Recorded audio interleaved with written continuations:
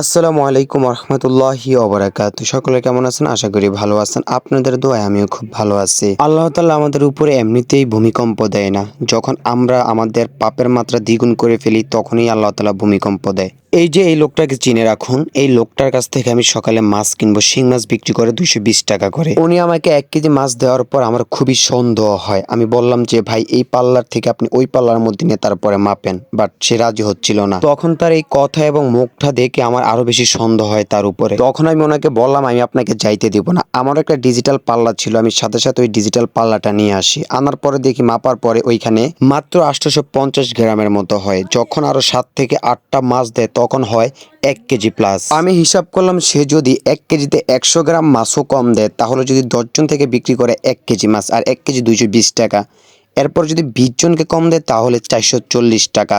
দেখেন সে প্রতিনিয়ত মানুষকে কিভাবে ঠকাচ্ছে। তো এইসব প্রতারক থেকে আপনারা অবশ্যই সাবধান থাকবেন এবং বাড়ির মধ্যে যে কোনো পণ্য কিনলে অবশ্যই ভালোভাবে মেপে নেবেন। আরেকজনের উপকারের উদ্দেশ্যে অবশ্যই ভিডিওটি শেয়ার করে ছড়িয়ে দিন। আল্লাহ হাফেজ।